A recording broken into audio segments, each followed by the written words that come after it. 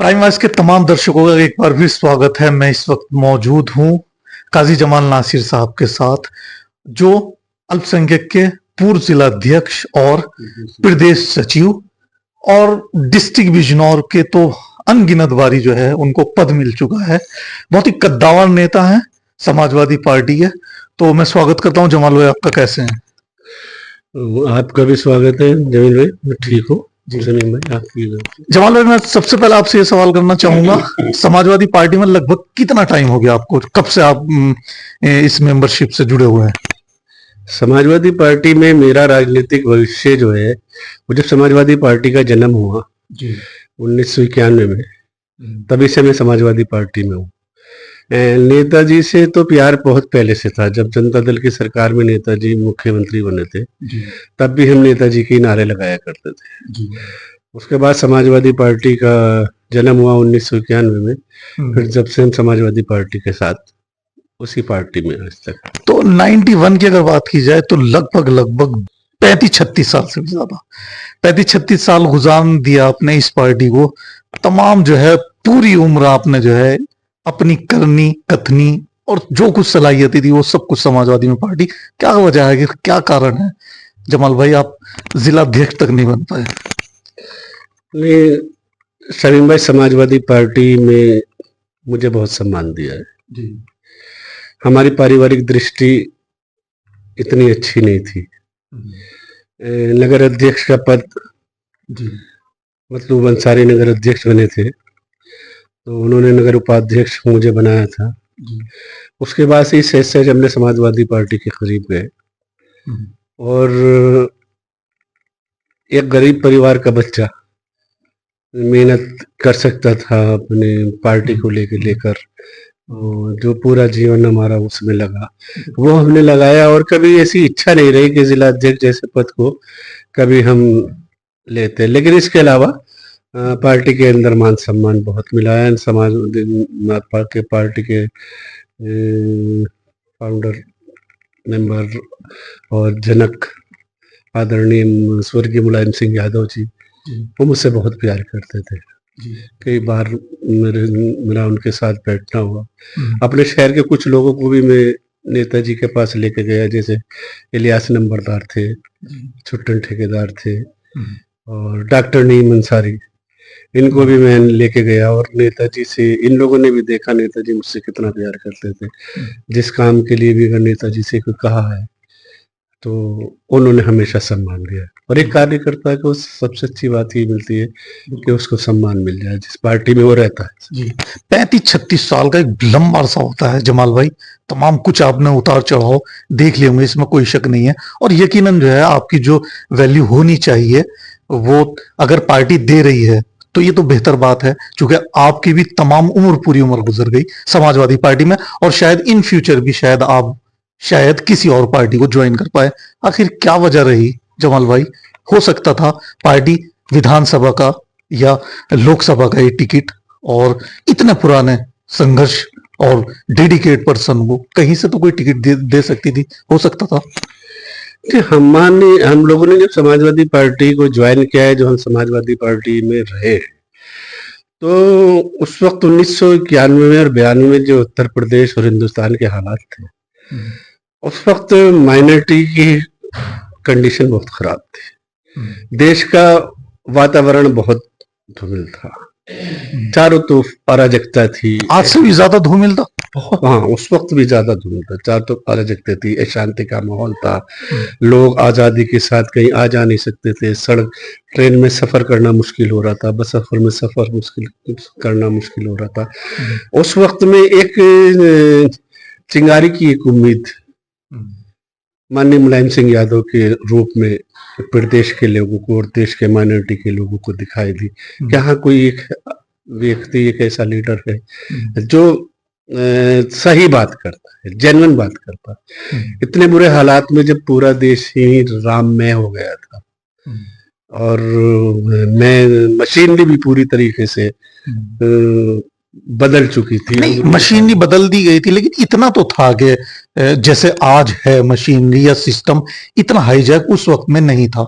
नेताजी की चल रही थी, नेताजी ने बाकायदा जो है वहां पर जो है गोली के आदेश भी दिए थे अगर बाबरी मस्जिद की जाए, और भी मतलब इतना सिस्टम इतना आउट ऑफ कंट्रोल नहीं था सब कुछ। मेरा सवाल वही है, हो सकता था आपको कहीं से कोई टिकट दे दिया जाता। नेताजी का मैं ये बता रहा हूँ कि उस वक्त जो हालात थे, मैं व्यक्तिगत अपने लिए बात नहीं कर रहा कि मुझे क्या मिला, मैं सिर्फ फिलहाल आपके से व्यक्तिगत कर रहा हूँ। मैं अपने लिए बात नहीं कर रहा मुझे क्या मिला, क्योंकि मेरा अपना मानना है कि हमें कौम को क्या मिला, कौम को किस नेता की जरूरत है। जमाल भाई, जब आप मजबूत होंगे तो ऑटोमेटिकली कौम मजबूत होगी। मेरा सवाल कहीं ना कहीं वही है कि अगर आप MP MLA बनते तो कहीं ना कहीं शायद मेरा अगला सवाल ये हो सकता था, चूंकि आप आ नहीं रहे उस तरफ, मेरा सवाल ये होता अगर काश के आप MP MLA हो सकते थे तो एक हमारी वो बात जो माइनॉरिटी की होती, जो कमजोरी हमारी होती, आपके जरिए कहीं ना कहीं शायद लोकसभा राज्यसभा तक पहुंच सकती थी।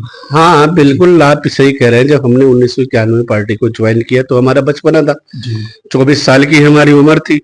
तो उस वक्त के बाद हमारे नेताजी धामपुर विधानसभा से मूलचंद चौहान जी को हम लोग सपोर्ट करते थे, और हमें हिंदू लीडर की जरूरत थी हमारी विधानसभा को। पूरे जिले के अंदर इतना जिले का माहौल खराब था कि इस माहौल में एक ऐसे सेकुलर लीडर की जरूरत थी जो माहौल को संभाल सके, और जो हमारा हिंदू भाई हमसे थोड़ा सा गुमराह किया गया था, हमारे खिलाफ माहौल बना के उसे हमसे अलग किया गया था, उस कड़ी को कोई जोड़ने का कोई पिलर बन सके। तो ऐसे वक्त में जब मूलचंद चौहान सेकुलर नेता के रूप में बनकर के आए और उन्होंने जिले की कमान संभाली, तो बिगड़े हुए 1992 और 98 के टाइम में जिले को एक सेकुलर सोच मिली और हम लोगों को थोड़ा सा हौसला मिला, और मूलचंद जी को उनका मैं प्रस्तावक रहा हूं, जब वो विधायक बने हैं उसमें उनको जिताने का काम किया।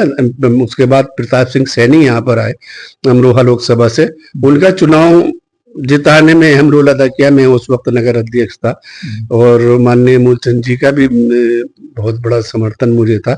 तो समाजवादी पार्टी को मैंने व्यक्तिगत तौर पे मैं तो पसंद करता ही करता हूँ कि ये मेरी अपनी व्यक्तिगत है कि मुझे अच्छा लगते हैं। आदरणीय स्वर्गीय नेताजी अच्छे लगते थे, के बाद राष्ट्रीय अध्यक्ष अखिलेश यादव जी अच्छे लगते हैं, लेकिन मैं समझता हूँ मेरे कौम के हिसाब से, देश के सेकुलर लीडर के हिसाब से एक समाजवादी पार्टी जैसी पार्टी का होना बहुत जरूरी है, और मुलायम सिंह यादव का होना उस वक्त बहुत जरूरी है। आज अखिलेश यादव है, इनका होना बहुत जरूरी। आज देखो उत्तर प्रदेश के अंदर पूरे एक अकेले शख्स ने 43 सीटें गठबंधन बनाकर इतने बुरे कार्यकाल में, जब पूरा हिंदुस्तान में भारतीय जनता पार्टी की सरकारें बन रही, वो कौन से रास्ते से बन नहीं सब बातें, क्या कारण है क्यों बन नहीं वो सारे लोग जानते हैं। लेकिन उसके बाद 2024 में 43 सीटें ले आना, तो इसका मतलब उस व्यक्ति ने मेहनत की है, उसने ये सोचा कि माइनॉरिटी के लोग तो मेरे साथ हैं, किस तरीके से मैं दलितों को, पिछड़ों को, गरीबों को, मजलूमों को और इनके साथ लाऊं।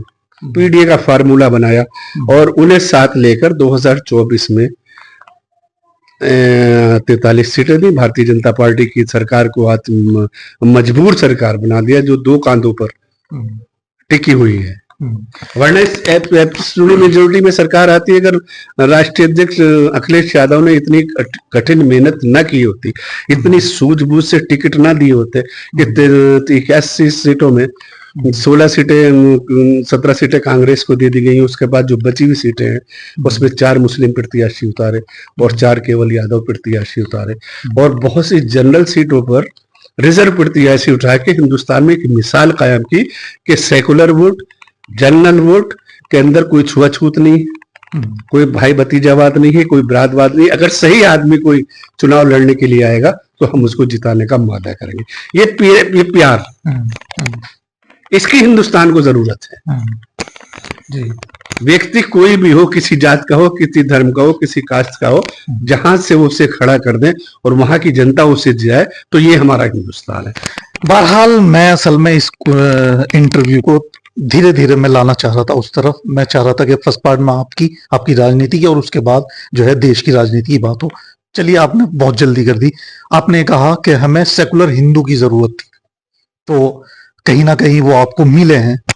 और इसमें कोई शक नहीं है मूलचंद जी का जो कार्यकाल रहा बहुत बेहतर रहा, ठीक रहा बहरहाल। तो एक वो छवि नहीं थी।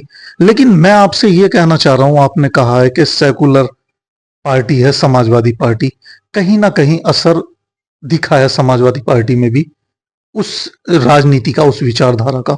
हमने सुना है खुद नेताजी के मरने से पहले कि मैं देखना चाहूंगा एक बार फिर नरेंद्र सिंह मोदी को देश का प्रधानमंत्री। इसके अलावा कहीं ना कहीं सोच बदली थी, क्या दबाव थे, क्या थे, वो आप बेहतर जाने, नेताजी बेहतर जाने, कि नारायण दत्त तिवारी तक को जो है समाजवादी में शामिल किया, जिसको लेकर के आजम खां तक नाराज हुए और कहीं ना कहीं उन्होंने पार्टी पूरी तरह छोड़ भी दी थी। जी, तो ये तो है, तय है कि सर सेकुलर और एक विचारधारा की लड़ाई अब शुरू हो चुकी है, राजनीति चेंज हो चुकी है। इसे कैसे देखते हैं? अहम सवाल किया शमीम भाई आपने, और सवाल बहुत लोग करते हैं और बहुत लोग उसका जवाब नहीं पाते हैं। अभी आपने कहा नेताजी ने ये कहा कि मैं आपको प्रधानमंत्री देखना चाहता हूं। नेताजी जमीनी नेता थे, उन्हें की जमीन की पहचान थी, उन्हें भविष्य का ज्ञान था। तो उस वक्त, जिस वक्त नेताजी ने ये कहा था कि दोबारा भी शायद जीत के आप ही आ रहे हो, तो देश के अंदर ऐसा माहौल बना हुआ था और समाजवादी पार्टी उत्तर प्रदेश आ नहीं रहा सर आ रही नहीं ना सर आ नहीं रहा। आपने कहा था कि मैं एक बार फिर आपको प्रधानमंत्री देश का देखना चाहता हूँ। नहीं, ये वर्डिंग नहीं है। आप देख लीजिएगा, संसद में अभी तो भी रिकॉर्ड पड़ा हुआ यूट्यूब पर। बिल्कुल ये वर्डिंग नहीं है, इसको आप दोबारा से वर्डिंग को। अच्छा, मैं बताता हूँ, कल्याण सिंह को लिया था जिसकी वजह से आजम खां तक जो है अपनी मेंबरशिप छोड़ने को तैयार। मैं बताता हूँ, कल्याण सिंह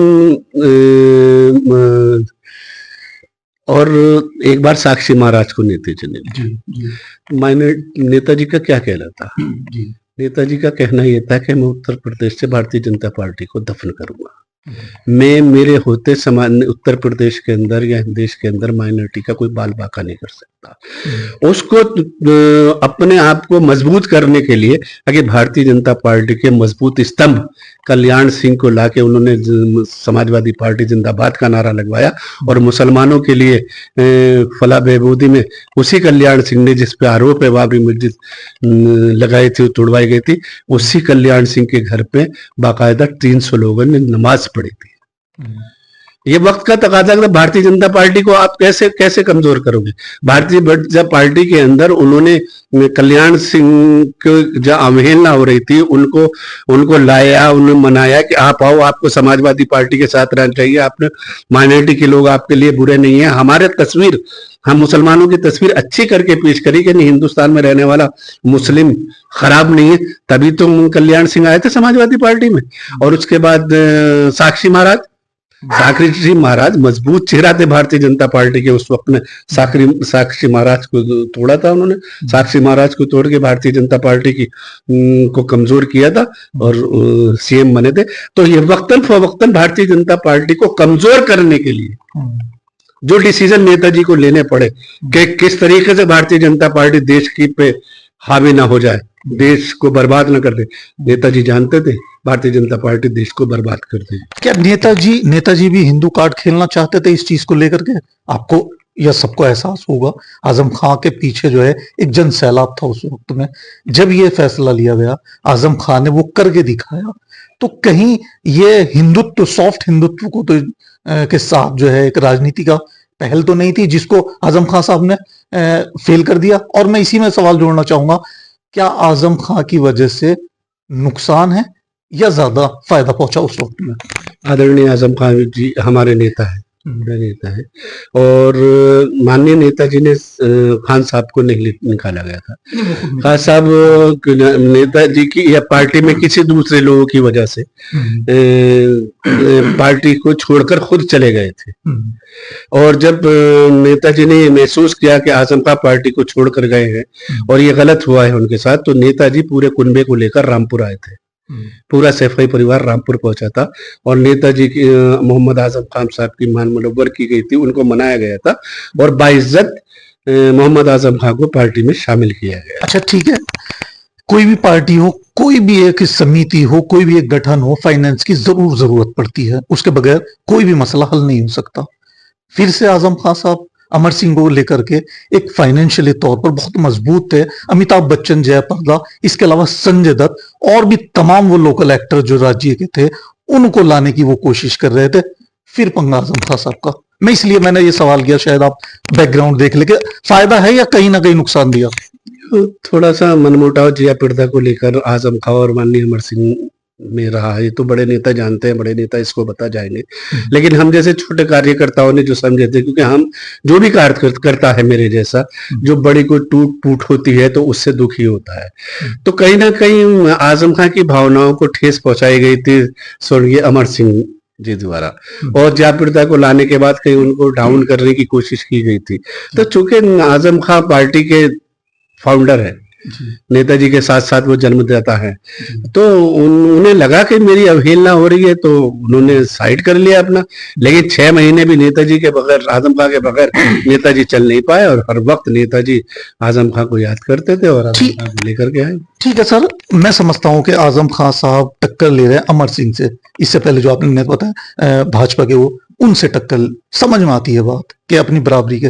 रामपुर के एमएलए, एमपी, उनसे क्या मसला है लेकर के? अखिलेश बरेली से लेकर के चले, उनको लखनऊ से बरेली उतारा, फिर रामपुर पहुंचे आजम खान से मिलने, और हद तक ये तक भी इल्जाम लगा है कि मौलाना का टिकट कटवाने की पूरी कोशिश की गई।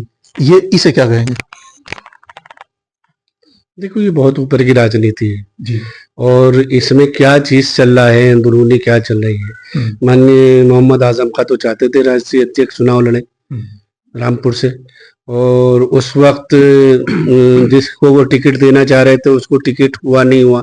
ये कहाँ, ये बड़ी, क्योंकि आजम साहब जेल के अंदर थे और भैया वहां थे। अब उस बीच में क्या टकराव रहा, कैसा रहा, हम नहीं जानते। लेकिन इतना हम जानते हैं कि आज अखिलेश में और माननीय अखिलेश यादव जी में और मोहम्मद आजम खां के बीच में कोई दूरी नहीं है, बहुत प्यार है। दोनों जो है बाप की जगह है मोहम्मद आजम। समाजवादी पार्टी में क्या कोई दूसरा आजम खान बन सकता है चांसेस कुछ? बिल्कुल, समाजवादी पार्टी में बहुत सारे आजम खां है। समाजवादी पार्टी की जब सरकारें बनती हैं तो खाली मोहम्मद आजम खां को थोड़ी सराहा जाता है, लेकिन पर इतने सारे, नवाब इकबाल को सराहा जाता है, कमाल अख्तर को सराहा जाता है, वकार शाह साहब को सराहा जाता है, और आपके ये महबूब अली हमारे ही, इनको सराहा जाता है। 10-10 कैबिनेट मंत्री होते हैं, लेकिन एक टारगेट होता है, एक लेवल होता है। मतलब नेताजी आजम खां के कद को कोई भी कार्यकर्ता अगर ये चाहे कि वो आजम खां के कद को मिल जाएगा, तो ये तो उस कार्यकर्ता की गलत फहमी। मैं पहुंच गया वहीं, मुझे जहां तक आना था। मैं यही पूछना चाह रहा हूं कि आजम खां कोई शायद दूसरा सचिवालय लेवल का नहीं बन पाए। कहीं ना कहीं ऐसा लगता है कि ऐसी बात नहीं है कि चूंकि जैसा आपने कहा आपके 35-36 साल लग गए, उनकी तो उम्र जिंदगी गुजर गई आजम खान साहब की। हमेशा उन्होंने भी जो है एक ही पार्टी और एक ही रुख को और एक ही नेताजी के साथ उन्होंने सियासत की। कहीं ना कहीं होता है ऐसा कि नहीं, मैं, मेरे अलावा कोई और नहीं। तो मैं इसलिए कहना चाह रहा हूं, क्या कोई सचिवालय लेवल पे दूसरा आजम खान बन सकता है? मोहम्मद आजम खां कोई नहीं बन सकता। मोहम्मद खान जैसा नेक और ईमानदार नेता कोई नहीं बन सकता, और यही वजह है नेता की, मोहम्मद आजम खान ईमानदारी के बाद कि उनके पास 10-10, 12-12 मंत्रालय रहते थे मोहम्मद आजम खान साहब के पास, और ऐसे मंत्रालय जिसको नेताजी खुशी देते थे, और नेताजी मतलब एज ए मुख्यमंत्री ही उनको इज्जत देते थे।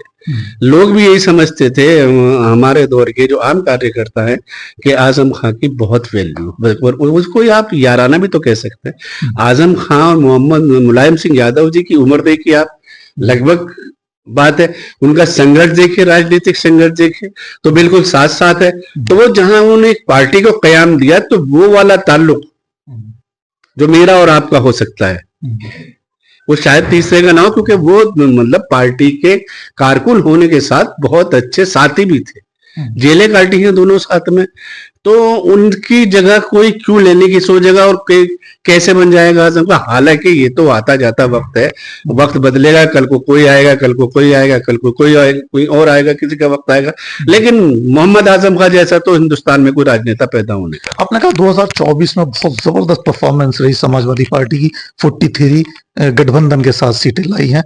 क्या ये नहीं कह सकते कि त्रस्त है समाजवादी भारतीय जनता पार्टी से लोग उस वजह से इसको हटाओ इसको लाओ, चूंकि मायावती बहन जी ऑलरेडी पहले से ही कहीं ना कहीं जो है उसी पाले में खेल रही हैं जिसमें वो सत्ताधारी खिलाना चाह रहे हैं।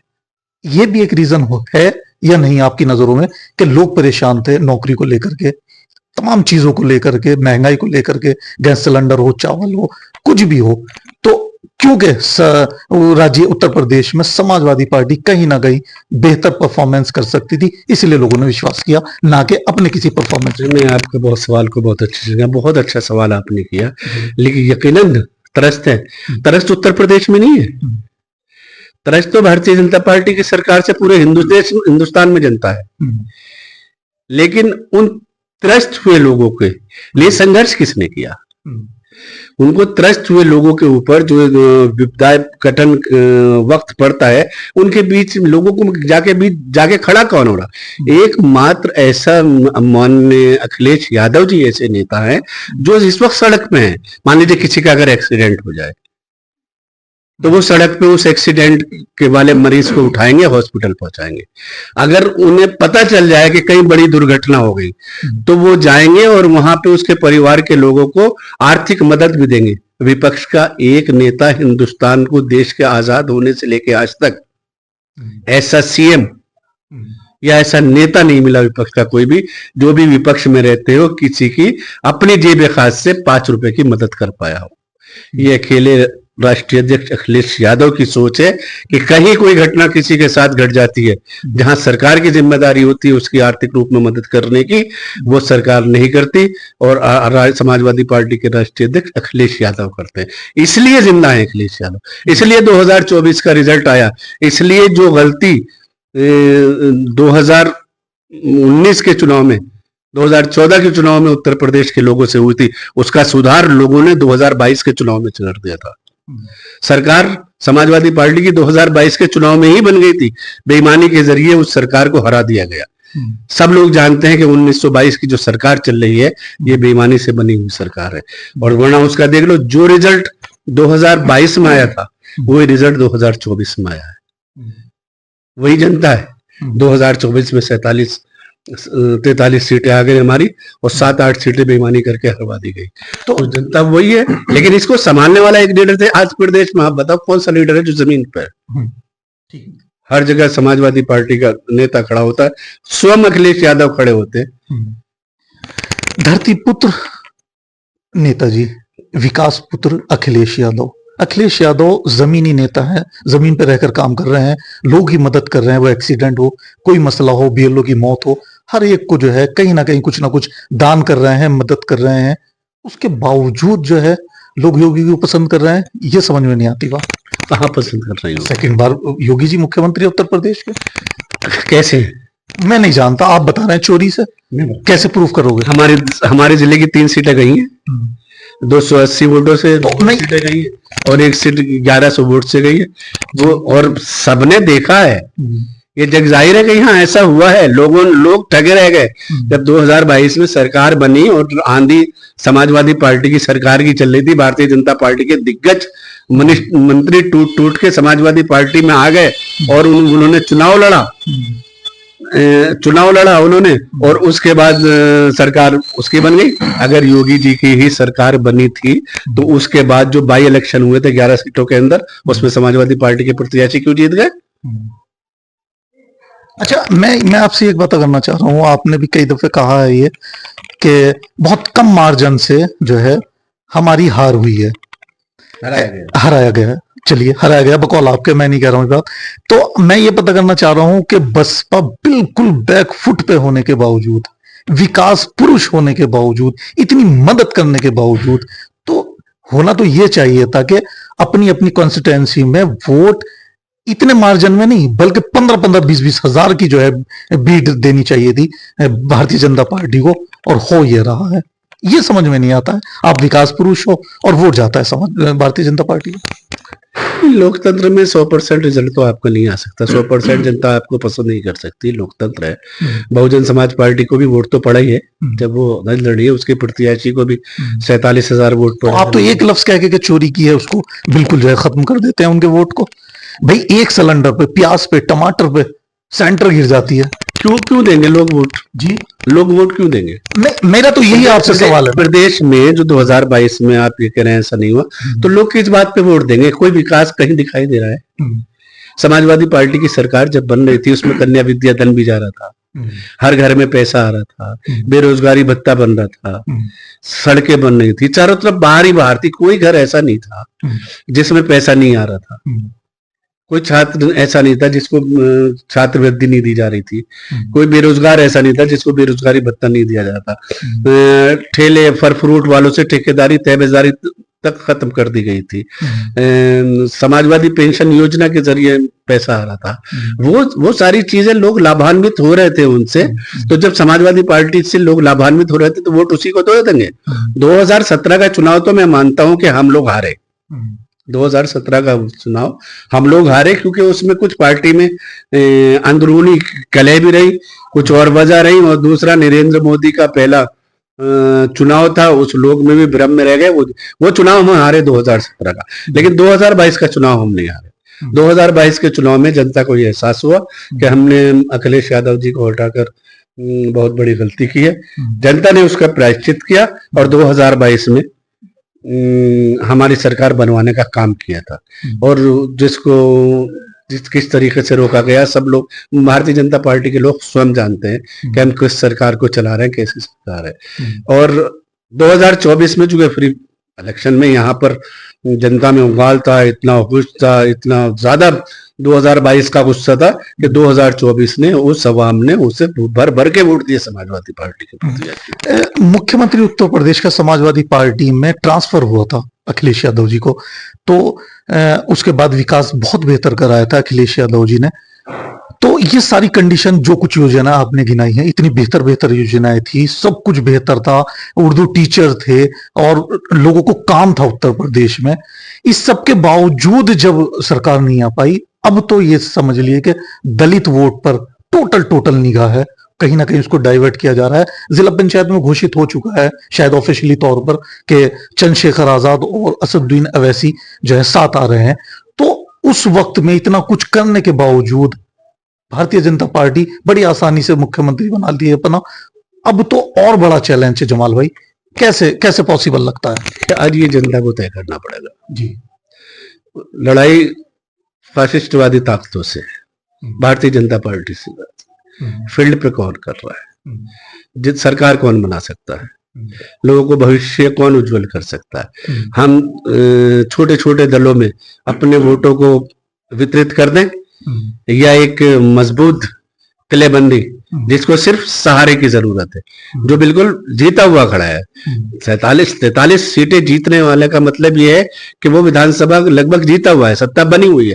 उन्हीं 47 एमपीओ को रिपीट हमें जनता को करने की सोच नहीं है, तो वो आसान रास्ता है भारतीय जनता पार्टी को भगाने के लिए, या हम छोटी छोटी पार्टी जो कहीं ना कहीं भारतीय जनता पार्टी की मदद करती रही है पूरे हिंदुस्तान भर में, बिहार में करी है और जगह भी करी है, वो रास्ता है। रास्ता तो हमें वही चुनना पड़ेगा जो रास्ता समाजवादी पार्टी के साथ जाता है, पीडीए के साथ जाता है, जिसमें दलित, बैकवर्ड, अगड़ा, पिछड़ा, माइनॉरिटी ये साथ मिटकर वोट करेगा। ये रास्ता तरक्की और भलाई का है। जातिवादी रास्ता,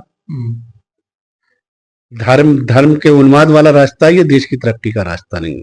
ये साल 2 साल का है, 5 साल चल जाएगा, 10 साल चल जाएगा, 15 साल जाएगा, लेकिन हमेशा नहीं चलने वाला ये रास्ता। हमेशा तो हिंदू मुस्लिम का प्यार चलेगा, दलित बैकवर्ड का इतिहाद चलेगा, और तभी हिंदुस्तान आगे भी बढ़ेगा। हमें जो जरूरत है ना, वो अपने अपने धर्म के प्रचार प्रसार तो हम सब कर ही रहे। जो जिस धर्म में रहता है उसकी जिम्मेदारी है कि वो अपने धर्म का प्रचार प्रसार करे, बढ़ चढ़ के करे। लेकिन जब देश की बात है, राष्ट्र की बात है, राष्ट्र निर्माण की बात है, लोगों के तालीम और शिक्षा की बात है, उनको विकास और उनका भविष्य उज्जवल करने की बात है, तब हमें ये देखना पड़ेगा कि हम हिंदू और मुसलमान, सिख, ईसाई एकजुट होकर किसी ऐसे नेता को आगे बढ़ाए जो देश का विकास करे। फिर हम जाति की, कोई हरिजन की पार्टी, कोई दलित की पार्टी, कोई मुस्लिम्स की पार्टी, इस तरीके से हम देश का विकास नहीं कर सकते, प्रदेश का विकास। आप कहें ना कहें, आप माने या ना माने, लेकिन राजनीति तो इसी तरह हो रही है देश के अंदर। इंडिया अलायंस गठबंधन बना, तमाम के तमाम क्रीम उसमें जुड़ी, पूरे देश के लोग जुड़े, उन्होंने चुनाव लड़ा, वो फेल हो जाते हैं। आपने, फिर मैं कहूंगा कि विकास के नाम पे, विकास जो है अखिलेश यादव ने उत्तर प्रदेश में, मैं समझता हूं कि जितना बड़ा राज्य है कि तमाम राज्यों, एक मिसाल थी अखिलेश यादव की विकास की। पब्लिक को विकास नहीं चाहिए ऐसा लगता है। उन्होंने नकार दिया इंडिया अलायंस को, उन्होंने नकार दिया आपको इससे पहले भी, और उन्होंने नकार दिया दिल्ली को, बिहार को और तमाम चीजों को। तो अब आपने कहा कि जनता जनार्दन है, जनता तय करेगी, तो जनता तो तय कर रही है, आपको नहीं किसी और को तय कर रही है। ये जो सोच है, इतना कुछ मैसेज, इतना कुछ करने के बावजूद एक प्लेटफॉर्म पर और सेकुलर सोच को लाने पे जो है बिल्कुल मजबूर हो रही है तमाम पार्टियां। क्या हल निकलता है इसका जमाल भाई? देखिए, ये निकलेगा कि ऐसा तो नहीं कह सकते हैं कि हम नकार दिया।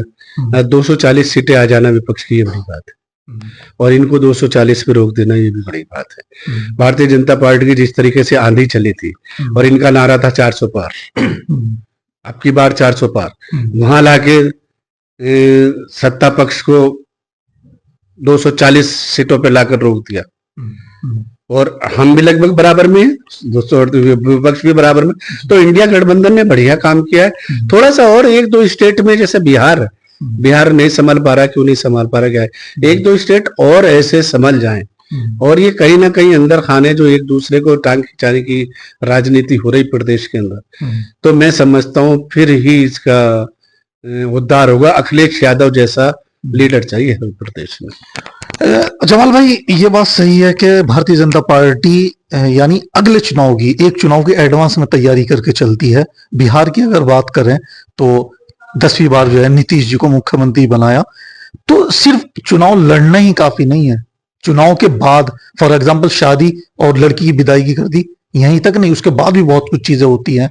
जोड़ तोड़ की राजनीति, मनाने की राजनीति, प्लानिंग की राजनीति, बहुत कुछ होती है, जिसमें कहीं ना कहीं मैं अब भी कहूंगा, चाहे उत्तर प्रदेश हो, दिल्ली हो, बिहार हो, चाहे वो मुंबई हो, महाराष्ट्र हो, अव्वल फर्स्ट ऑफ ऑल वाकई में जो है भारतीय जनता पार्टी होती है, वो समझती है कि अगर हमारी सीटें मान लीजिए कम आती है, आपने कहा बिल्कुल मार्जिन बराबर का था, तो ये सियासत, ये जोड़ तोड़ की राजनीति इंडिया अलायंस क्यों नहीं कर पाई, जो सिर्फ ये जो है भारतीय जनता पार्टी ने किया, नायडू और नीतीश जी को लेकर के फिर से सत्ता में। ये इंडिया अलायंस बहुत खूबसूरत इंडिया अलायंस बना था, और अगर इंडिया अलायंस जिस सूरत में बना था, जब आदरणीय अखिलेश यादव जी ने पहल करके और नीतीश जी को बुलाकर सारा गठबंधन बढ़िया करके बनाया था, अगर इंडिया अलायंस वैसा ही रहता, मान लो नीतीश जी यहाँ रहते, तो सीटें 300 पार ही होती इंडिया गठबंधन की।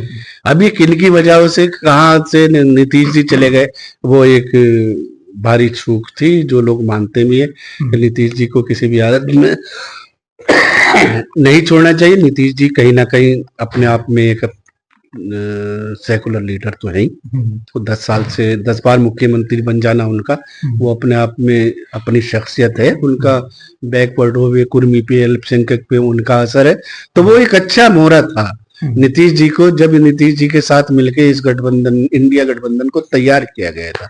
वो कौन से हालात रहे जिसमें नीतीश जी को वापस जाना पड़ा, ये इंडिया गठबंधन के लिए दुखदायी कदम था, और ये घातक साबित हुआ। बिल्कुल, अगर वो होते तो सरकार जो है इंडिया गठबंधन की होती।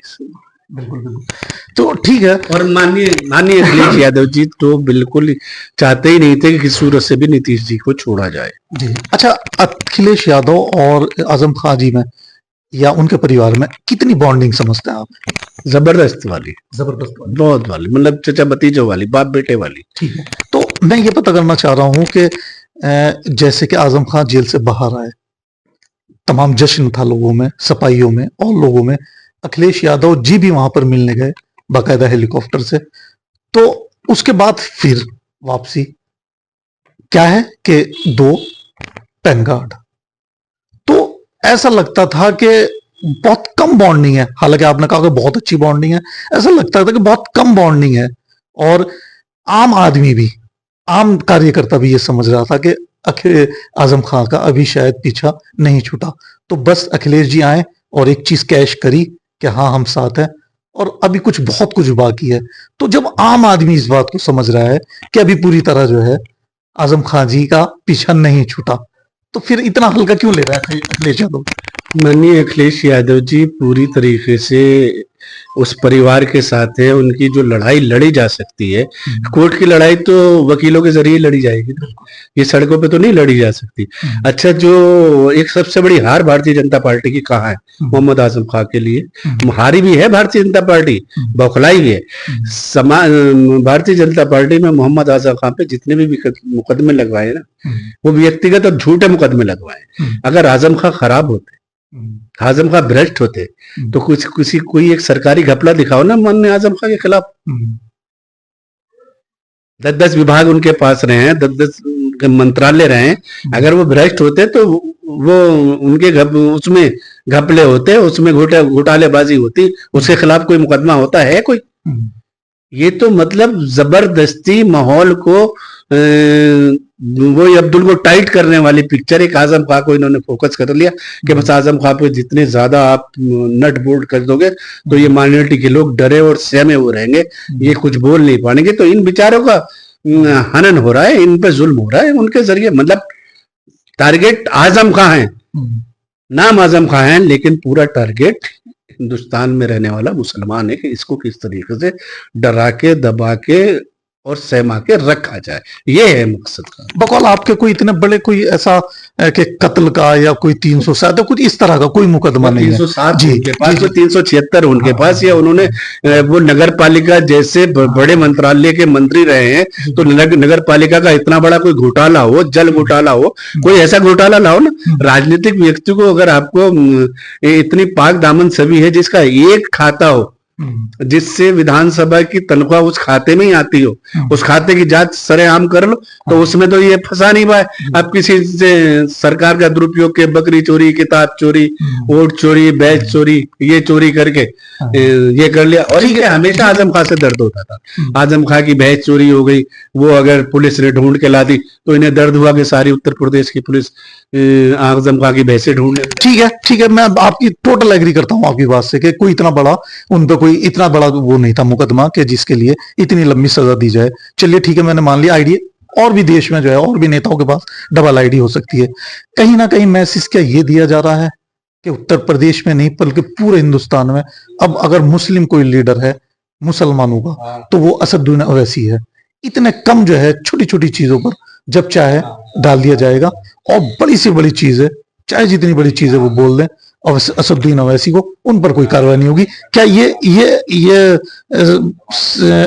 नैरेटिव फैलाने की कोशिश की जा रही है कि अब नेता अगर है कोई हिंदुस्तान में तो असदुद्दीन ओवैसी है मुसलमान? राजनीतिक पार्टियों में हिंदुस्तान में जितनी भी राजनीतिक पार्टी हैं, वो क्षेत्रीय पार्टी हो या राष्ट्रीय पार्टी हो, सबके अंदर मुस्लिम लीडर हैं और अपने अपने स्टेट के हिसाब से सब ताकतवर लीडर हैं, अपनी बात रखते हैं, अपना काम जनवाना चाहते हैं। लेकिन ये भारतीय जनता पार्टी शो करना चाहती है कि हिंदुस्तान के अंदर केवल अवैसुद्दीन ओवैसी ही मुसलमानों के लीडर हैं। अवैसुद्दीन ओवैसी अगर मुसलमानों के लीडर हैं तो सबसे पहले वो आंध्र प्रदेश तेलंगाना के मुख्यमंत्री बने, वहां पर सरकार बनाए। वो उनको सरकार बनवाना, अभी राष्ट्रीय चौधरी महेंद्र सिंह टिकैत का अभी इंटरव्यू आ रहा था कि आप हैदराबाद तक रहो, ये लोग आप कहते हो चलो मैं आप कौम का सच्चा हमदर्द हूं, लेकिन मेरी किसी कौम की सच्ची हमदर्दी से अगर मेरी कौम को नुकसान पहुंच रहा है तो मुझे नहीं करना चाहिए था।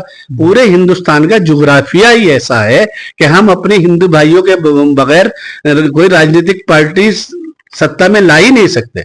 भाई हम 14% हैं और वोट सरकार बनाने के लिए 33 से 40% तक वोट की जरूरत पड़ती है, तो हमें 20% 40% वोट तो चाहिए ना। कि 17 से 19 तक तो गवर्नमेंट भी कह रही है, आप 14 कह रहे हैं जमाल भाई? नहीं, मैं ये नहीं कह रहा 14 है या 19% है, वो जो सरकारी आंकड़ा है उसमें ये लोग कहते हैं। तो हमें 22-23% तो अपने हिंदू भाई की जरूरत है ना, तो हम हिंदू भाई से अलग कैसे हो जाए?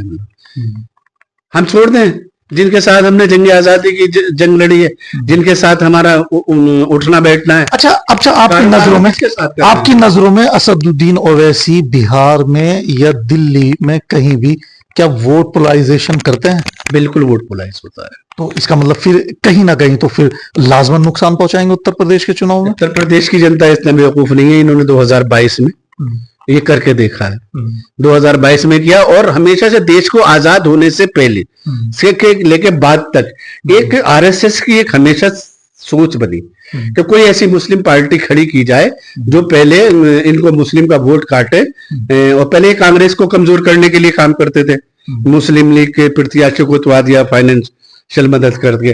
अब ये उनको जो इस वक्त मुस्लिम जिस पार्टी से जुड़े हैं उसको कमजोर करने की कोशिश करते हैं। कहीं किसी स्टेट में जाके अगर आपने 2-4 एमएलए जिता लिए और आपने पूरे माहौल को जो है वो हिंदू मुस्लिम कर दिया, तो क्या फायदा पहुंच गया उन 4 जीते एमएलए से हमें।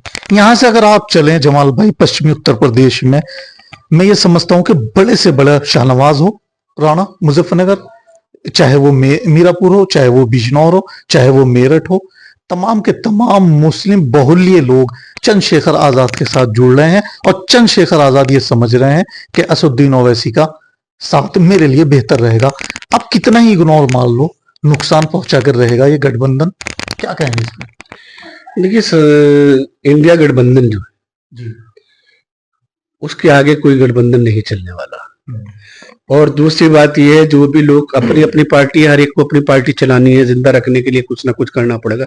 वो लोग ठीक है कोशिश करेंगे, लेकिन ये जनता को देखना पड़ेगा और हमें देखना पड़ेगा यार हमें कहाँ जाना। तो जनता ने तो विकास पुरुष को नहीं देखा सर, जनता ने तो ये भी नहीं देखा, जनता ने तो सेंटर ने देखा, इतनी महंगाई नहीं देख रही जनता, नौकरियां नहीं है बच्चों के लिए जनता वो नहीं देख रही, देखा तो साफ पानी नहीं है वो नहीं देख रही। 24 में देखा तो 24 में रिजल्ट है हमारे पास 43 सीटों का जी, तो मैंने कहा ना कहीं त्रस्त होकर के तनह तना समाजवादी पार्टी वो मजबूत पार्टी लगती थी, जिसका बेनिफिट समाजवादी पार्टी को कहीं ना कहीं मिला है। इतना कार्य नहीं है जमाल भाई, मैं आपसे ये कहना चाह रहा हूं कि कहीं ना कहीं जो है लोग त्रस्त थे, परेशान थे, उसके बावजूद भी जो है इग्नोर मार रहे हैं। आज भी त्रस्त हैं, बिल्कुल, आज भी परेशान है, आज भी उनकी आवाज उठाने वाला कोई नहीं। आज भी सड़क पे अखिलेश यादव समाजवादी पार्टी कौन है। आज एक माननीय राष्ट्रीय अध्यक्ष ने हर मीटिंग और इंटरव्यू उठा के देखिए, उन्होंने कहा है कि जो भी भारतीय जनता पार्टी को हराना चाहता है वह हमसे गठबंधन करे।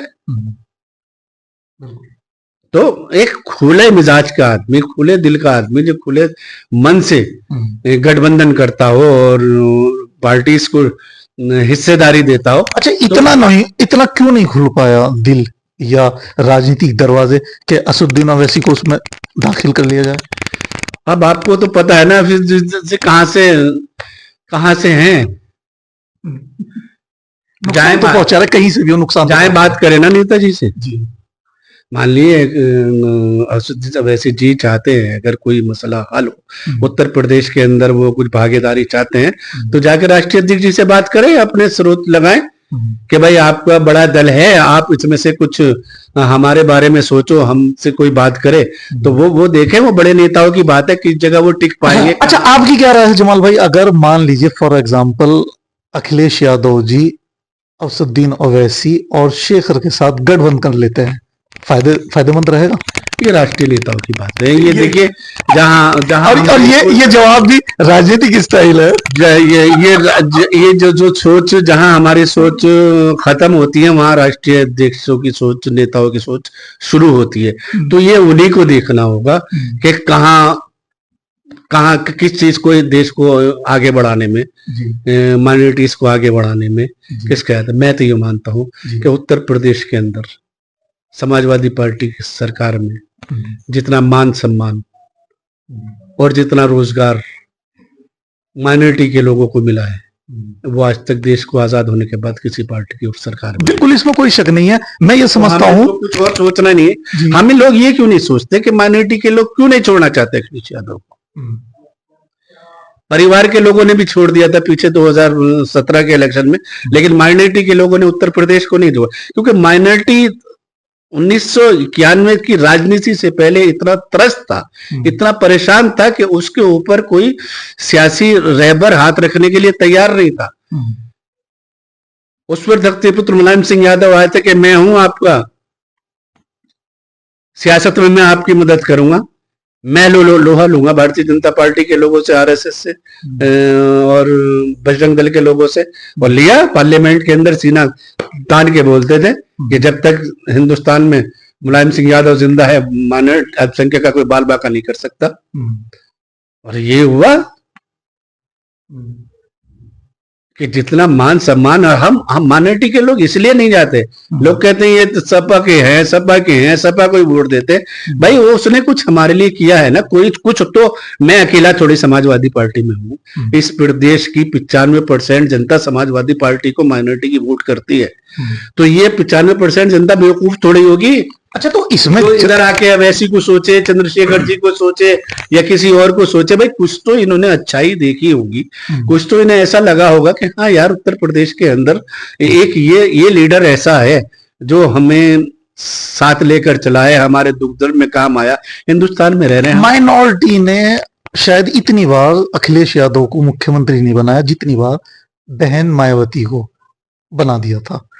माइनॉरिटी हमेशा होशमंदी के साथ और अकलमंदी के साथ वोट करता है। मैं इसके जवाब पे कर रहा हूं, आपने जो कहा क्यों करते हैं, तो मुख्यमंत्री तो जब तक सही रही, जब तक वो उनके हक की, माइनॉरिटी के हक की बात करती रही, मुसलमानों ने उसको भी वोट दिया है। अब जब वो जाके गोद में बैठ गई है, ऑप्शन क्या है? अच्छा, आप ये बता दीजिए। माइनॉरिटी ने हमेशा ही समाजवादी पार्टी को फर्स्ट प्रीफरेंस दिया, और वो 5वीं बार मुख्यमंत्री बने अखिलेश यादव जी। बहन जी 4 मरतबे, लेकिन बहन जी किन तरह से 4 बार मुख्यमंत्री बनी है किस कौन नहीं जानता।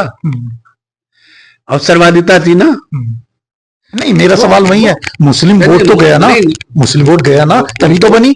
बगैर मुस्लिम वोट के बन जाती मुख्यमंत्री। वोट गया 2007 के इलेक्शन में।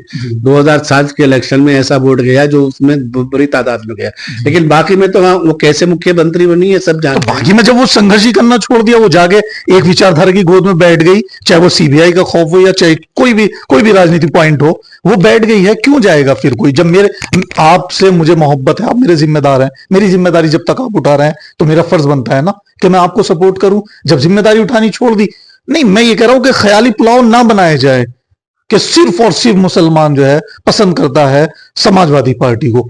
समाजवादी पार्टी के अलावा आप ही के इस कॉन्स्टिट्यूएंसी नगीना लोकसभा में चंद्रशेखर को 1,60,000 वोट से जिताया। हाँ, जब वो थोड़ा जो हालात रहे जिला बिजनौर के, ओम कुमार की इस कदर शिकायत थी मौजूद है जन की, उनको हराने के लिए एक माहौल ऐसा बना। वरना ये तो देखो उसी उत्तर प्रदेश के अंदर 43 सीटें समाजवादी पार्टी की आई हैं, गठबंधन की सीटें आई हैं। ये हो गया, कोई लोगों को लगा कि यहाँ पर शायद इस बार थोड़ा सा ब्रेक करते हैं, लेकिन ऐसा तो नहीं हुआ। कोई उसमें जो चंद्रशेखर को वोट पड़ा है तो किसी ने ये सोच के वोट नहीं दिया कि अखिलेश यादव बहुत बुरा है, समाजवादी पार्टी बहुत बुरी है। ये सोच के अखिलेश को तो बुरा नहीं कहा किसी ने, समाजवादी पार्टी को बुरा नहीं कहा कि चल यार अब इनको देख लेते हैं ऑप्शन के तहत पे। ये शायद ओम कुमार जी फाइट है या इनका प्रत्याशी थोड़ा देर से आया है, इसलिए वजह रही। वरना पूरे उत्तर प्रदेश के अंदर तो 43 सीटें समाजवादी पार्टी की रही। तो हम एक सीट से एनालिसिस करेंगे या 43 सीटों से एनालिसिस करेंगे? चलिए, सवाल बहुत है, जवाब भी भरपूर आपके साथ हैं। आपका तो राजनीतिक कैरियर ही समाजवादी से शुरू होता है, समाजवादी पे खत्म होता है। थोड़े बहुत चंद सवाल आपसे भी कर लिए जाएं, वक्त ज्यादा हो रहा है। कि जमाल भाई, 35 साल गुजारने के बाद ठीक है, आप एक्सेप्टेशन नहीं करते कि पार्टी मुझे जो है नहीं दिया, मैं खुश हूं, मैं जो हूं, मैं सिर्फ अपने लिए नहीं बल्कि कौम के लिए मैं जो हूं सियासत कर रहा हूं, ये बात ठीक है। 36 साल का अरसा जमाल भाई, क्या लगता है आपको को जिला अध्यक्ष और नगर अध्यक्ष को उस वक्त तक समाजवादी यूज करती है जब सत्ता में नहीं होती, सत्ता आते ही जो है ये पद जो है किसी और को फौरन दे दिया जाता है? ये ऐसा नहीं, 90% समाजवादी पार्टी का मुस्लिम जिला अध्यक्ष ही रहा है। ये तो सोचने की बात नहीं। 1-2 मौके ऐसे आए जो 2 साल के लिए किसी पे जिला अध्यक्ष का पद गया, और मैंने ये बताया कि मैं समाजवादी पार्टी से पूर्णतः संतुष्ट हूँ। मेरी कोई अभिलाषा नहीं कि मैं जिला अध्यक्ष बनूं, मैं MP बनूं, मैं MLA बनूं। मैं ये महसूस करता हूँ कि मेरी कौम के लिए बेहतर है समाजवादी पार्टी। मेरे जब कारोबार भाइयों को मिलता है ना तो मुझे खुशी होती है यार। मेरे लोगों को जब सर्विस मिल रही थी, मेरे घर में तो नहीं किसी को सर्विस मिली, लेकिन मेरे मोहल्ले के लोगों को सर्विस मिली, मेरे रिश्तेदारों को सर्विस मिली, मेरे बहुत सारे लोग सर्विस पे पहुंचे और अमन की जिंदगी गुजारी। इज्जत के साथ हम लोगों ने बात की। कहीं भी हम किसी बड़े से बड़े अधिकारी से मिले, उसने कभी मान सम्मान देने में कभी नहीं करी। तो मेरा अपना मामला ये है कि मुझे क्या मिला ना मिला, मैंने हमेशा कहा कि हमारी कौम को बहुत मिला है। इफ यू डोंट माइंड, आप नाराज ना हो, आपने कहा कि मैं संतुष्ट हूं, मुझे कुछ नहीं चाहिए, आप बुरा ना माने। आपके बारे में ये बहुत ज्यादा मशहूर है कि जमाल भाई पद अखिलेश जी को, अखिलेश जी से बस की छत पे भी ले लेते हैं, हेलीकॉप्टर हेलीपैड पे भी ले लेते हैं, और मौका लगे तो वो स्टेज पर भाषण करते ही अपना पद लिखवा लें। तो आप भी अगर मैं संतुष्ट हूं, फिर ये क्या होती है इतनी जल्दबाजी? आप लखनऊ जाएं, वहां से जो है पार्टी दफ्तर से जो है कोई पद लें। आपके बारे में ये मशहूर है कि जमाल भाई कहीं भी पद ले लेते हैं। अब आप इससे अब आप इससे ये अंदाजा लगाइए कि माननीय राष्ट्रीय अध्यक्ष में और मुझ में कितना प्रेम होगा। ये राजनीति जवाब है। मतलब मुझ में कितना प्रेम होगा कि एक लेटर लखनऊ से जारी हुआ, इत्तेफाक से सारे लेटर लखनऊ से ही जारी होते हैं, लेकिन मुझे उसमें प्रमोशन कराना था। मैं थोड़ा सा लोगों के हिसाब से फिट नहीं बैठ रहा था, तो मैंने उनसे भैया से कहा, मैंने कहा भैया ये इसको प्रमोशन कर दीजिए। तो एक इतना बड़ा राष्ट्रीय अध्यक्ष समाजवादी पार्टी का, जिसकी इतनी सारी सीटें आ रही हूँ, भाई मुख्यमंत्री रह चुका हो, आने वाला मुख्यमंत्री हो, और हेलीपैड पे खड़े होके मेले रेटर पर प्रमोट कर देता है, मुझे लगता है तो मेरे लिए यार इससे बड़ी बात, इससे बड़ा सम्मान, मुझे तो सब कुछ मिल गया। अच्छा, आपका नगर 60-70 ने देखा, बिजनौर में जितने लोग खड़े थे चारों तरफ छतों पे देख रहे थे कि भैया राष्ट्रीय अध्यक्ष जी मेरे हाथ से लेटर लिखे और अपने पैड पे उस पर सिग्नेचर कर रहे थे उस पर, और डेट भी उन्होंने खुद चेंज की। जी, हम दर्शकों को फोटो दिखाएंगे आपका। मैं ये कहना चाह रहा हूँ, अगर आपकी 70-80 हजार 1 लाख के आसपास की आबादी है नगर नेटौर की, आपने बहुत काम किए हैं, किसी का तो किया ही होगा आपने काम। कोई तो आपसे मोहब्बत रखता ही होगा, कोई तो उनसे रखता ही होगा, उसको तो टीस पहुंचती होगी। 36 साल गुजरने के बाद समाजवादी पार्टी में जमाल भाई को वो पद, जमाल भाई अपने लिए नहीं लेंगे, लेंगे तो लोगों के काम के लिए लेंगे, क्यों नहीं मिल पाया? आखिर उन्हें तो टीस होगी ना, कोई तो होगा आपसे मोहब्बत करने वाला। क्या क्या पद लेकर ही काम किया जा सकता है, खिदमत की जा सकती है? तो सर पद लेकर, ये पद नहीं रहा किसी भी सरकार में, तो ये बताओ कि शहर के लोगों के काम क्या नहीं हुए? छोटे से छोटा और बड़े से बड़ा ऐसा कोई काम नहीं था जो हमने अपने राष्ट्रीय अध्यक्ष शायद नेताजी रहे हो, स्वर्गीय नेताजी मुलायम सिंह यादव जी रहे हो, या अखिलेश यादव जी रहे हो, मेरे साथ नेटवर्क के लड़के जाते थे, सबने देखा है। इस तरीके से भैया कह के आवाज देना, उन्होंने मुड़ के देखा, बात सुननी, कागज लेना, उन पर काम करना। तो पद गारंटी नहीं है कार्यकर्ता का, उसी कार्यकर्ता का दूंगा जिसके पास पद है। बात यह है कि आप चरित्रवान कैसे हैं, आपका चरित्र कहता है, पार्टी के प्रति आपकी आस्था कहती है। पार्टी की जो ऊपर की लीडरशिप है वो आपको भ्रष्टाचारी तो नहीं मानती, आपने कोई भ्रष्टाचार तो नहीं किया, तो वो सब देखते हैं ना पार्टी के लोग। तो यही वजह है कि अगर आम कार्यकर्ता भी ईमानदारी के साथ समाजवादी पार्टी की सरकार में रह के किसी का काम कराना चाहे तो उसे कोई अधिकारी रोक नहीं सकता। जमाल भाई, आप ये बात कह करके कि मैं सेटिस्फाई हूं, मैं खुश हूं, मैं मुतमईन हूं, कहीं आप बहुत सारी चीजों पे पर्दा तो डालने की कोशिश नहीं कर रहे हैं कि मैं मुतमईन हूं और मुझे कोई पद नहीं चाहिए। ठीक है, एक पद के साथ वो शख्स, मैं इसलिए कह रहा हूं कि अक्सर ये इल्जाम लगा है कि नेटौर के जो नेता है वो नेता नहीं नेती हैं, इनकी वैल्यू और या इनकी पावर इतनी है जितनी एक आम आदमी की। ये लखनऊ भी जाते हैं तो बहुत सारी चीजें जो है ये छूट जाती है इनसे। एक शख्स जब लखनऊ जाता है और अखिलेश से डायरेक्ट जैसे किसी और नेता का मिलना होता है, हमारे नेताओं में, हमारे लोगों में वो बात नहीं है। क्या आप ये कह के मैं मुतमईन हूं, मैं सेटिस्फाई हूं, यानी मैं थोड़ा सा हिचकिचा रहा हूं कहते हुए कि हमारे में इतनी पावर नहीं है कि हम औरों की तरह राजनीति कर लें समाजवादी दफ्तर में? नहीं, इंशाल्लाह खैर, मैं तो इस बात से इत्तेफाक नहीं करता कि ऐसा मैं हीन भावना का शिकार हूँ। और जहां तक चुनाव लड़ने की बात है तो हमारा शहर जो है चेयरमैन ही बैकवर्ड है, ठीक है ना, 20 सालों से बैकवर्ड है। और एमपी विधानसभा हमारी रिजर्व है, एमपी हमारा रिजर्व है, तो अब चुनाव किस चीज का लड़ेंगे, ठीक है ना। तीसरी बात ये होगी कि संगठन में जब कभी नेताजी चाहेंगे कि वो हमें कुछ जिम्मेदारी देना चाहते हैं तो, या जिले के लोग चाहेंगे, ये मेन जिम्मेदारी तो जिले के लोगों की होनी चाहिए कि मान ले वो ये देख रहे हैं कि जमाल 36 साल जमाल नासिर को हो गए और ये जिले में इस शख्स के ऊपर कोई एलिगेशन नहीं है, ने किसी को सताया नहीं, कोई इल्जाम इनके ऊपर नहीं लगता, तो जिले के लोग जब ये महसूस करेंगे हाँ कि अब राजनीति में ये कि इन्हें कोई विधानसभा का टिकट भी नहीं चाहिए, एमपी का टिकट भी नहीं चाहिए, चेयरमैनी का टिकट भी नहीं चाहिए। तो ये इनको लगेगा कभी हाँ कि अब जमाल भाई को आगे बढ़ाना चाहिए, तो जिले के लोगों की जिम्मेदारी है कि वो आगे बढ़ाए, और वो आगे तभी बढ़ता है जब जिले के लोग मिलकर बढ़ाना चाहते हैं। ये इल्जाम लगता रहा। दूसरे संसाधन में होता है, हम गरीब परिवार से, तो हमें अपना परिवार भी देखना है और शहर को भी देखना है। नहीं, ये इल्जाम लगते रहे हैं जमाल भाई के समाजवादी का जो गठन है वो कहीं ना कहीं पुराने लोगों को आडवाणी जी की तरह इग्नोर करता है। सच है इस बात में? नहीं, कोई इग्नोर नहीं करता, खुद ही घर बैठ जाए नाराज होके, मुझसे ज्यादा पुराना कौन है समाजवादी में, मुझसे ज्यादा पुराना कौन है, मुझे तो पार्टी ने कभी इग्नोर नहीं किया। अब जब मैं खुद ही घर से बाहर नहीं निकलने का हूँ, मैं खुद ही कुछ करना नहीं चाहने का हूँ, तो भाई मुझे घर से बुला के क्यों आएगी पार्टी? पहचान तो अपने आप बनाएगी, बकौल आपके कि मैं 36 साल से पार्टी के अंदर हूँ, और मेरे पास कोई ऐसा, हालांकि मैं प्रदेश सचिव रहा हूँ, राष्ट्रीय अध्यक्ष द्वारा बनाया गया हूँ, जिला अध्यक्ष अल्पसंख्यक सभा रहा हूँ, तमाम समाजवादी के प्रदेश के संगठनों में प्रदेश सचिव रहा हूँ, युवा संगठनों में, तो बहुत सारे संगठनों में मैं रहा हूँ।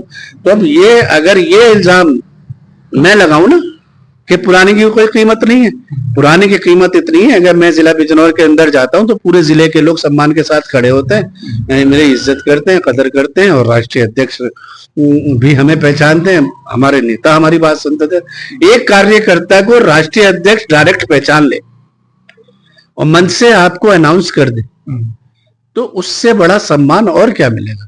तो बस इस पे ही मुतमईन हो जाए। हाँ, बहुत बड़ा सम्मान है। बट पैसा तो अल्लाह के शुक्र से हमें परिवार चलाने के लिए ऊपर वाले ने दे रखा है ना।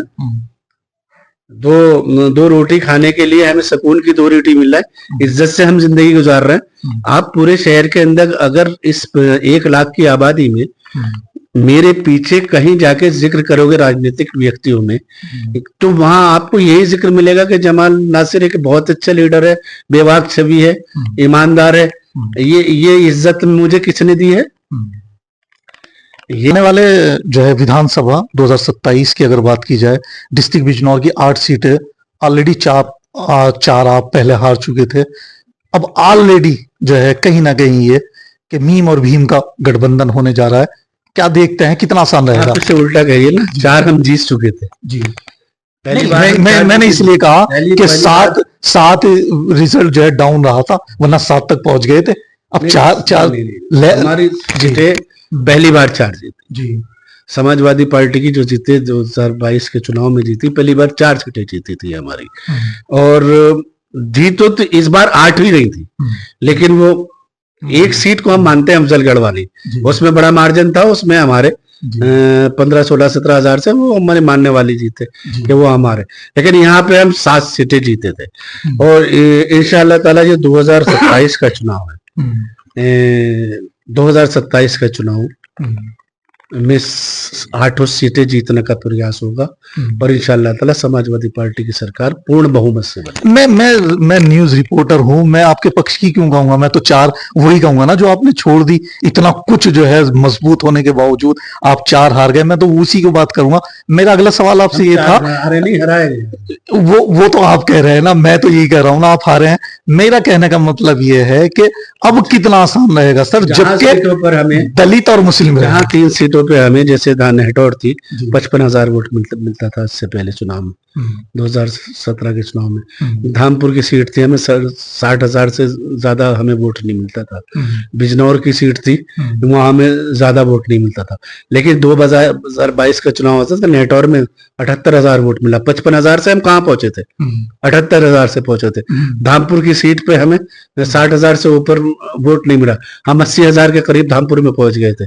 बिजनौर में सिर्फ हम 1400 वोटों से हार गए, तो हम तो जीते थे चुनाव। तो सर आपका कोई इतना बेहतर कार्य तो नहीं था यहाँ? मतलब 17 में और में 20-30 हजार का वोट का अंतर बढ़ा हमारा। मैं ये कहना चाह रहा हूं कि कहीं ना कहीं भाजपा से त्रस्त होकर के समाजवादी पार्टी को, चूंकि मायावती ऑलरेडी बैकफुट पे थी, कहीं ना कहीं इसमें आप कहीं, मतलब मैं ये कहना चाह रहा हूं कि आप ये ना समझे कि हमने बहुत कुछ काम किया था, हमने बहुत संघर्ष किए, हमने लोगों को बहुत ज्यादा मुद्दे, और लगातार हम सड़कों पर रहे थे। ऐसा नहीं है, लोग परेशान थे ऑलरेडी। कौन थी? बोल कौन रहा था, बात कौन कर रहा था? नेता अखिलेश यादव। इसलिए पब्लिक कहीं ना कहीं बोलने पे आ गई। मेरा सवाल फिर वही है कि आप कैसे जो है इसको क्रैक कर पाएंगे? मान लीजिए अगर आपके साथ ये दोनों मीम और भीम नहीं आते, तो मैं समझता हूं, आप देखिए गौर करना, आप जब यहां से चलेंगे पश्चिमी उत्तर प्रदेश में बहुत बड़े बड़े नेता आज जो है चंद्रशेखर आजाद के साथ पहुंच चुके हैं, कैसे कैसे फेस कर पाएंगे? किसी का खाता नहीं खुलेगा, इंडिया गठबंधन में पीडीए की सरकार बनेगी। ये चुनाव मामूली चुनाव नहीं, देश का आखिरी चुनाव होने के लिए जा रहा है। सोचना पड़ेगा लोगों को। तभी बिहार में 4 दे दी मुसलमानों ने। हाँ जी। तो वो कितना सोच रहे हैं? हाँ तो भुगतेंगे ना बिहार को, भुगत रहे वो तो नहीं शुरू हो गया भुगतना है, तो ऐसे ही भुगतना है, आगे को खत्म करना। आपने कितना समझाया? मनोज कुमार जी सीट पर थे, आपने कितना दिन रात फजर से लेकर ईशा तक आप लगातार करते रहे, आप थक गए, आपकी कमर बोल गई, आपकी जबान बोल गई, गला सूख गया, कितना समझ पाए? 1,60,000 से शेखर को जिताया। नहीं चलिए हो जाती है दिन में, मतलब सुबह का बोला शाम को घर लौट के आ जाए तो उसे भूला नहीं कहते ना। जो गुजर गया वो देखो। अब मानो मनोज पारस नजीर हैं, तस्लीम भाई हैं, राम अवतार सैनी हैं, इतना बड़े प्रत्याशी है कि बिजनौर से जब उनके लड़के को टिकट दिया तो वो जीतते जीतते रह गए। तो ये तो समाजवादी पार्टी का जिला ही था, समाजवादी पार्टी का जिला है बिजनौर, और जिला ही रहेगा। हाँ ये आई है, इसमें इसको कमी को दूर किया जाएगा, अच्छे से अच्छे प्रत्याशी नेताजी देने की कोशिश करेंगे। और जो बस देश की जनता से और प्रदेश की जनता से, खासकर प्रदेश का चुनाव है, तो प्रदेश की जनता से यही कहना है कि भाई इस वक्त खासकर माइनॉरिटी के लोगों को कि हमें बहुत संयम से काम लेना है। हमें एकजुट होकर जो विचारधारा हिंदू और मुसलमानों के बीच खाई को पाटने का काम कर रही है, नफरत को दूर करने का काम कर रही, उसी विचारधारा को हमें मजबूत करना है। हमें किसी ऐसी विचारधारा के साथ जाना नहीं जो खाई को चौड़ा करती हो, क्योंकि हमें अपने बच्चों का मुस्तकबिल देखना, हमने बहन बेटियों की शादियां देखनी है, हमें रोजगार देखना है। जो माहौल अब चल रहा है, कितनी लिंचिंग हो रही, कितना मतलब कानून नाम की कोई चीज नहीं है, किसी भी शख्स को किसी भी वक्त जदकोब किया जा रहा है, किसी लिंचिंग हो रही है, ट्रेनों में सफर करना मुश्किल हो रहा है, चलना मुश्किल हो रहा है। यार ये माहौल तब बनेगा ना जब ऐसे लोगों को हटाना पड़ेगा, और ऐसे लोगों को हटाने की जिम्मेदारी हमने सेकुलर लोगों को देनी पड़ेगी। अखिलेश यादव जैसे लीडर, उनके शाना बशाना जो भी पार्टियां साथ आके इस मिशन को आगे बढ़ाने का काम करेंगी, उन्हें हमें मजबूत करना पड़ेगा। उलमा इकराम जब ये बात कहते हैं, जहां कहीं भी अगर भाजपा हार रही है और आपको सपोर्ट करनी पड़े चंद्रशेखर को या अदर कोई भी, आप उसको वोट कर दें, क्या उलमा इकराम को अखिलेश और अखिलेश की टीम पर थोड़ा यकीन कम है कि ये टक्कर नहीं ले पाएगी भाजपा से उत्तर प्रदेश में? ऐसे कोई बयान खैर अभी तक मौलाना सज्जाद नोमानी ने कहा कि एक दफे इस बार भी कहा था कि जो भाजपा को हरा रहा है आप उसको वोट कर दें, लेकिन उन्होंने बाद में अपने उस बयान में तब्दीली भी की थी। और देखो मतलब वो वाली नफरत भी नहीं होनी चाहिए, बिल्कुल बिल्कुल वो वाली नफरत भी नहीं होनी चाहिए, तू नहीं तो कुछ नहीं। भाई आप सेकुलर पार्टीज को आगे बढ़ा रहे हैं, हम सेकुलर, वो सेकुलर है तो हम उसे आगे बढ़ा रहे हैं। असदुद्दीन ओवैसी और चंद्रशेखर आजाद की पार्टी सेकुलर है? बिल्कुल कॉमनल है, वो सेकुलर नहीं है। सेकुलर नहीं है? नहीं, कहाँ असदुद्दीन ओवैसी जी के ये इतने बड़े हमारे हिंदू भाइयों के साथ बुराइयां करते हैं, जो हिंदुस्तान में हर राजनीतिक पार्टी की बुराई करते हैं। कौन सी ऐसी राजनीतिक पार्टी है जिसको बैरिस्टर साहब बुराई नहीं करते? तो एक गैर सेकुलर यानी संसद के अंदर हो या रोड पे हो या बाहर हो या स्टेज हो, कहीं भी सबसे ज्यादा अगर कोई मुस्लिम जो है पक्ष की बात रखता है तो वो असदुद्दीन ओवैसी। आप कह रहे हो सेकुलर नहीं है? पक्ष की बात शमीम भाई आप भी रख लो जी, हमें सबक ही रखनी है। आप स्पीच भी अच्छी दो लोगे, मैं भी स्पीच दे दूंगा। जनता के जज्बातों को उभारना कोई बड़ी बात नहीं जी।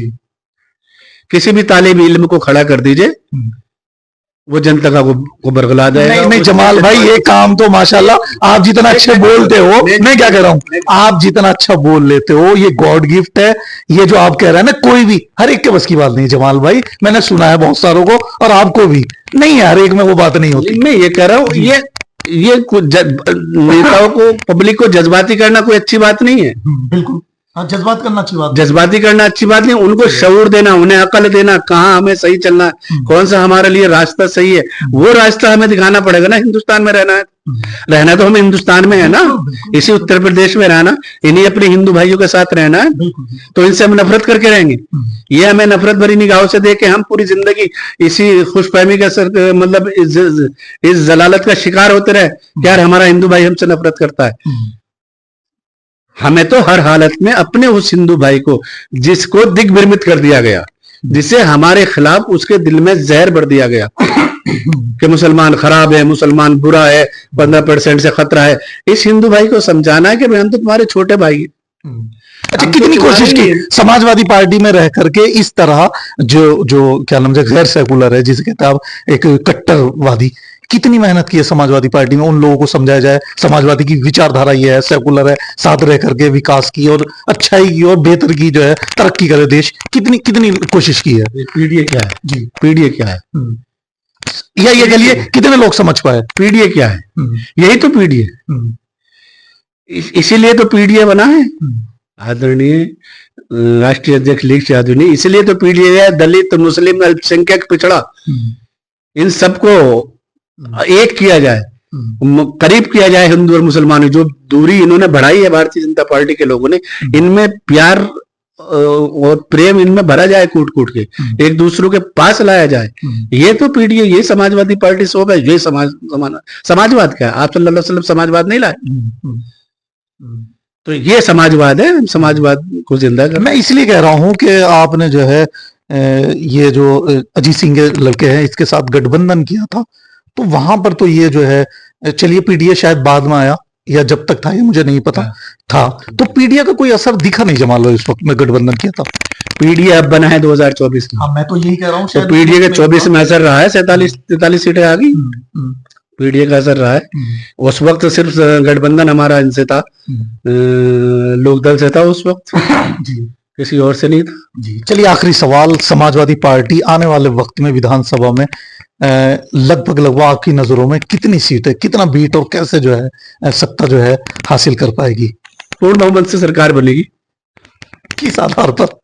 आधार हिंदू, मुस्लिम, सिख, ईसाई, दलित, बैकवर्ड, किसको ना रहा है? अगर भाजपा को हराना तो किसको लाना है भाई? कितना वोट है जो त्रस्त है भारतीय जनता पार्टी से आज उसकी पॉलिसियों से, चाहे वो दलित हो, चाहे मुस्लिम हो, चाहे बनिया हो, चाहे ब्राह्मण हो, स्वर्ण। आज ब्राह्मण विधायक किस कदर विरोध कर रहे हैं। ये इन्हें अगर भारतीय जनता पार्टी को हराना होगा, बदलाव करना होगा, तो किसको लाएंगे? ब्राह्मण विरोध कर रहा है, कहाँ क्या अभी चल रहा है? यही चल रहा है इनके कि ब्राह्मण विरोध कर रहा है भारतीय जनता पार्टी का, भारतीय जनता पार्टी के लोग ही कह रहे हैं।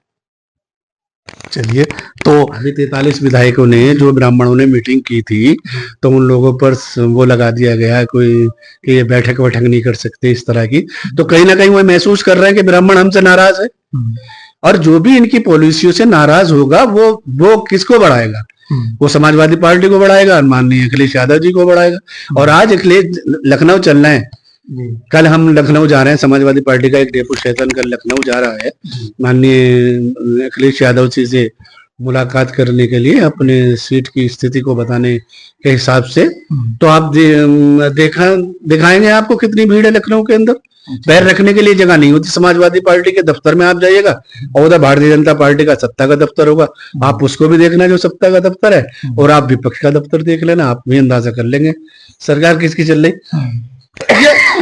ये थे हमारे साथ पूर्व जिलाध्यक्ष अल्पसंख्यक प्रदेश सचिव काजी जमाल नासिर साहब। 36 साल का एक अरसा बहुत बड़ा होता है। जमाल भाई ने अपनी उम्र गुजार दी समाजवादी पार्टी में। हम नेटौर वासी भी तमन्ना करते हैं और हम ये दुआ करते हैं कि काजी जमाल नासिर साहब को इंशाल्लाह इन फ्यूचर अखिलेश यादव जी किसी ना किसी बेहतर पथ पर उनको जो है आसीन करे, ताकि जो है नगर नेटौर के कार्य और भी बेहतर हो। और इसी दुआओं के साथ हम आज का ये प्रोग्राम समाप्त करते हैं। हम अपने दर्शकों से जो है रिक्वेस्ट करते हैं कि प्लीज प्राइम वॉइस को ज्यादा से ज्यादा सब्सक्राइब करें। तो मिलते हैं आपसे नेक्स्ट पॉडकास्ट में एक और शख्सियत के साथ। तब तक के लिए